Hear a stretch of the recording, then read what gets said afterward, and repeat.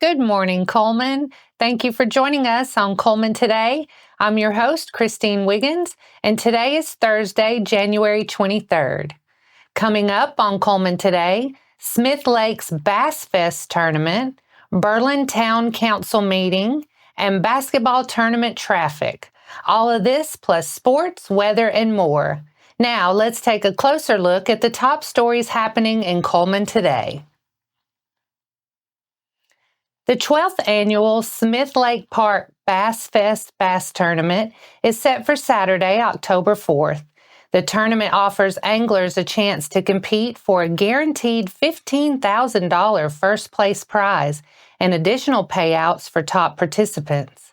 A new addition this year is the no weight draw, offering a $500 prize for a randomly drawn participant who did not weigh in any fish. Past tournaments have drawn anglers from all over the United States. Early registration is now open with a few perks: a discounted entry fee of $200, and the first 150 to register online will get to choose their boat numbers. Registration will also be available for $220 at the required pre-tournament meeting. For more information or to register, call Cullman County Parks and Rec at 256-739-2916 or visit cullmancountyparks.com. Additional information can be found on the Cullman County Parks and Rec's Facebook page. The Berlin Town Council meetings on Monday approved a modification to the 2025 budget in order to provide more funds for road repairs and development of the town's park and farmers market complex. Expenditures by Mayor Patrick Bates were approved as part of ongoing work on County Roads 1612 and 1614. The council increased the budget for this project to $99,000. After receiving bids that exceeded the budget for the park and farmers market project, Bates said modifications could be made in non-essential budget lines, carryover funds from 2024 could be added, and a $25,000 commitment by Representative Randall Shedd could be factored in. The council approved the modified budget and authorized Bates to negotiate with Cullman-based Burke's Building, the low bidder, to try to bring the project cost within the available budget. The council held the first reading of an ordinance to establish salaries for the mayor and council meetings. The council and mayor have worked without pay since the incorporation of Berlin in 2018. Council members opted to keep their posts on a volunteer basis while offering the mayor a small sum for his work. If passed as expected, the mayor's salary will go into effect after the 2025 municipal election. The council also held the first reading of an ordinance to use an electronic vote counting system to be supplied by the county government for future elections. Both ordinances will be voted on at the next council meeting. The Berlin Town Council meets at 7 p.m. on the third Monday of each month at Berlin Town Hall, and the public is invited to attend. As Wallace State Community College continues to host the Cullman County Basketball Tournament, the Wallace State Police Department is monitoring traffic, helping to ensure everyone's safety. College Drive, leading to the Coliseum, runs alongside campus housing, and students walking in the area wouldn't be unusual. The police department is asking for your help in keeping the community safe by keeping an eye on your speed. Speaking of the tournament, we'll have the 4 teams that advanced on Day 3. Sports is up next. Step into Cullman, where local heroes and community spirit shine. Introducing Community Matters Magazine from the Cullman Tribune, your guide to inspiring tales and community spirit. Celebrate our local champions and dive into the festivities at Christ Kindle Market. Feel the season's cheer and discover stories that inspire.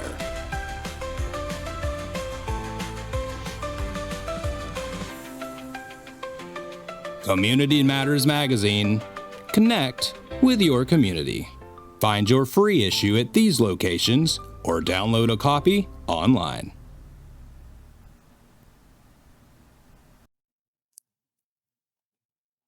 Welcome back. Let's recap Tuesday night's action at the Cullman County basketball tournament in this morning's sports segment. Things got started with a high-powered JV boys matchup between Cold Springs and Good Hope. The Raiders finished the first half strong to take an 11-point lead in the locker room at halftime, but the Eagles came from behind in the second half to collect a 52-49 win and punch their ticket to the JV boys final. The Eagles will be back on the court to take on top-seeded West Point in the JV Boys Championship game Saturday at 4. Tuesday's first varsity battle at the county tournament featured a matchup between the third-seeded Fairview Aggies and the sixth-seeded Vinemont. Fairview went into the locker room leading the Eagles 33-21, and the Aggies continued to pull away in the second half on their way to the 69-48 win and a spot in the semifinals. Fairview will advance to face Good Hope in the varsity boys semifinals Friday at 7:30. In the lone girls matchup of the night, West Point faced Cold Springs with a spot in the semifinals on the line, and the Lady Warriors jumped out to an early lead over the Lady Eagles. West Point went into the locker room with a 41-18 lead at halftime and fended off Cold Springs in the second half to secure a 71-46 win and advance to the varsity girls semifinals. West Point will be back on the court tonight at 7:30 to face the Lady Eagles of Vinemont. Good Hope squared off against Cold Springs in the final game of the night, and it was a nail-biter between the Raiders and Eagles. Cold Springs trailed 41-30 at halftime and continued to battle back in the second half, chipping away at the lead through the third and fourth quarters. The Eagles had the lead down to 6 at one point in the fourth quarter, but the Raiders were able to pull away late in the final period and secure an 80-67 win. Good Hope will take on Fairview in the varsity boys semifinals Friday at 7:30. And that wraps up sports for today. After the break, we'll bring you 4 stories in under 4 minutes, including building a disaster kit, a local vocal recital, a gun safety program, and upcoming information sessions at Wallace State. We'll return right after this message.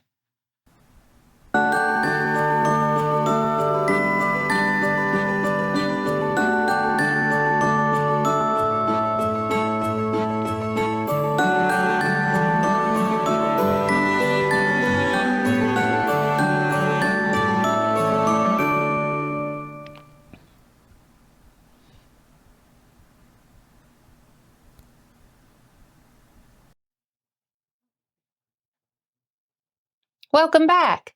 Now it's time to speed things up with a news rundown, 4 stories in under 4 minutes. As part of their 30 Ways in 30 Days campaign, the Alabama EMA committed the month of January to emergency preparedness. Today's tip is how to build a kit that includes basic disaster supplies. The EMA recommends assembling items you see on your screen, including water, food, a first aid kit, and a flashlight in airtight plastic bags, and putting your entire disaster supplies kit in 1 or 2 easy-to-carry containers, such as plastic bins or a duffel bag. Heirlooms Fine and Performing Arts is set to present its inaugural recital at St. John's Church. Owner and artistic director Paige Claybo says the show Treasures in Song, an Heirlooms recital, reflects the organization's mission to pass down music to the next generation. The audience can expect to hear Heirlooms vocal students singing some of their favorite songs rather than the classical pieces of more traditional recitals. Claybo says she is excited to share not just the music, but the confidence and personal growth of each student performing. The recital is set for Thursday, January 30th at 6 p.m. at St. John's Church. Tickets will be only available at the door for $5 per person, with payment options including cash, check, and Venmo. Proceeds will go towards student costumes for future performances, and necessary resources for Heirloom's new space inside St. John's Church, which will be completed in the spring. For more information, email pageclaybo@gmail.com or visit heirloomsfineandperformingarts.com. Community Action Partnership of North Alabama is sharing Parent Tips of the Month from their Family Engagement Specialist. January's critical conversation is gun safety with children. Every year, hundreds of children unintentionally shoot themselves or others after discovering unlocked, loaded firearms. Alarmingly, over 80% of the nearly 500 American children who die by gun suicide each year use a firearm found at home. The Be Smart program is dedicated to preventing these tragedies by emphasizing the importance of responsible firearm storage. The program provides tips on talking to your children about gun safety and asks parents to remember, preventing access to guns is the responsibility of adults, not the responsibility of a curious child. Learn more about the Be Smart program at besmartforkids.org. Several Wallace State Community Health Science programs will soon be hosting information sessions to provide details to those interested in learning more about the programs and the application process. Applications for fall 2025 entry will be accepted starting in March. Upcoming information sessions will be held for dental assisting and dental hygiene, medical laboratory technician, nursing, and occupational therapy assistant. For more information or to register, visit wallacestate.edu and click Programs. And that's your 4 stories in under 4 minutes. Now for a quick break before we look at the weather ahead and pay our respects with obituaries. I'll be right back after this message.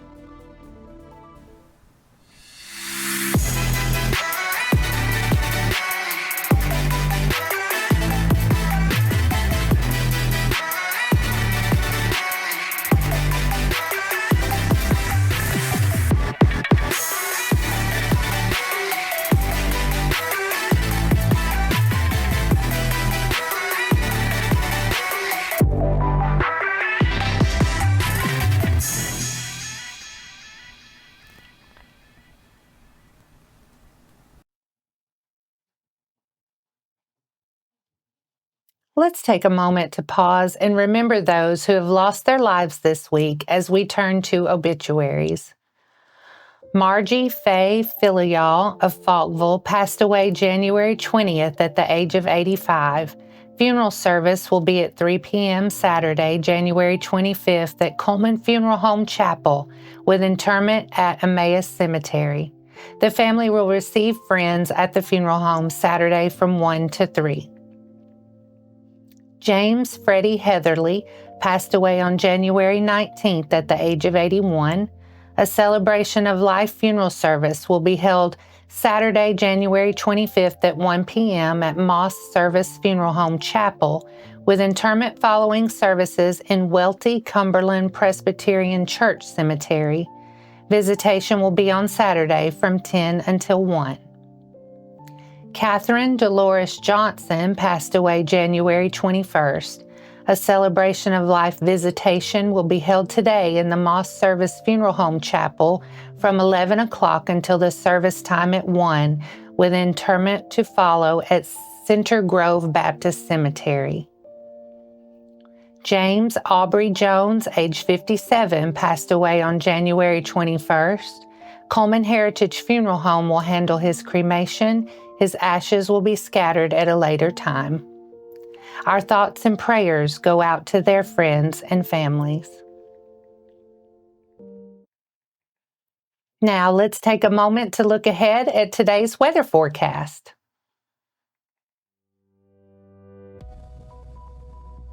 Today will be sunny with a high near 43, with partly cloudy skies tonight and a low around 22. And for your Friday, mostly sunny skies with a high near 40 and clear Friday night with a low around 20. That wraps up today's edition of Cullman Today. Thank you for sharing your morning with us. And remember to stay connected by following us on social media and visiting CullmanTribune.com for the latest from our community. We'll see you bright and early tomorrow morning at 6:30.